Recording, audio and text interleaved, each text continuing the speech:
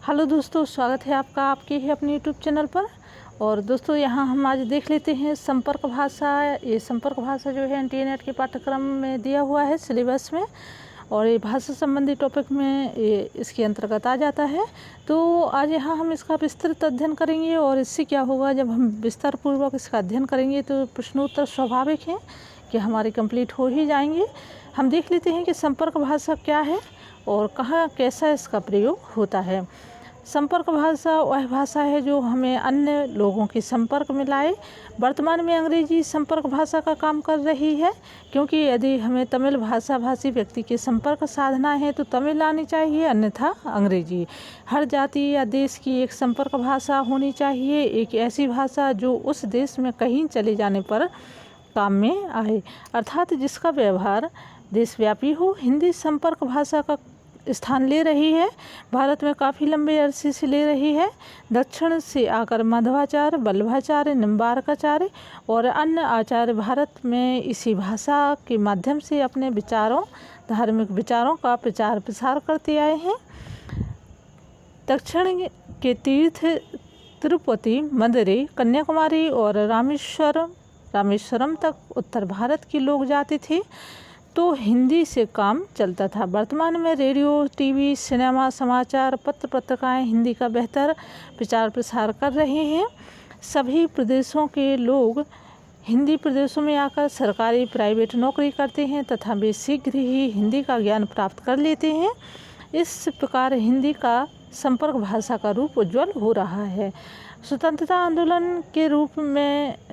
आंदोलन के समय महात्मा गांधी, जवाहरलाल नेहरू आदि नेताओं ने भी जन समुदाय को हिंदी भाषा के माध्यम से ही संबोधित किया है।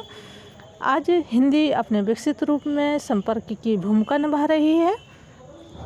दक्षिण राज्यों में संपर्क भाषा हिंदी माध्यम के द्वारा उत्तर भारत का यात्री दक्षिण भारतीयों के साथ बातचीत कर सकता है। इस प्रकार एक राज्य से दूसरे राज्य के साथ तथा एक राज्य में भी अलग अलग बोलियां बोलने वाले परस्पर संपर्क भाषा का प्रयोग करते हैं।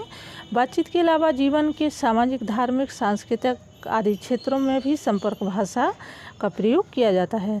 तो दोस्तों यहाँ कहने का अर्थ है कि संपर्क भाषा ऐसी भाषा है कि यदि हम कहीं भी चले जाएं, किसी भी क्षेत्र में जाएं, किसी देश, प्रदेश या किसी भी स्थान पर जाएं, तो एक विशेष ऐसी भाषा होनी चाहिए कि हम जिस भाषी क्षेत्र के हैं, यदि हमें किसी अन्य क्षेत्र या प्रदेश कहीं की भी यदि भाषा नहीं आती है, तो एक भाषा ऐसी होनी चाहिए जो लगभग सार्वजनिक हो और सर्व विकसित हो। आम जन हम जब बातचीत करें, कम्युनिकेशन करें, तो उस भाषा में भी कर सकते हैं। तो यहाँ संपर्क भाषा का यही अर्थ है कि जब हम लोगों से कनेक्ट होते हैं तो जो हम भाषा बोलते हैं, यदि सामने वाला उसी भाषा में नहीं समझ सकता है, बात कर सकता है, तो किसी अन्य भाषा माध्यम बने जो संपर्क भाषा के अंतर्गत आ जाती है। तो दोस्तों आज के लिए इतना ही। उम्मीद है आपको वीडियो अच्छा लगा होगा। यदि आपको वीडियो अच्छा लगा है तो लाइक, शेयर, सब्सक्राइब जरूर करिए। हम फिर मिलते हैं नई वीडियो, नई जानकारी के साथ। तब तक आप लोग घर पर रहिए, तैयारी करिए। एनटीए-नेट के पेपर होने ही वाले हैं। धन्यवाद।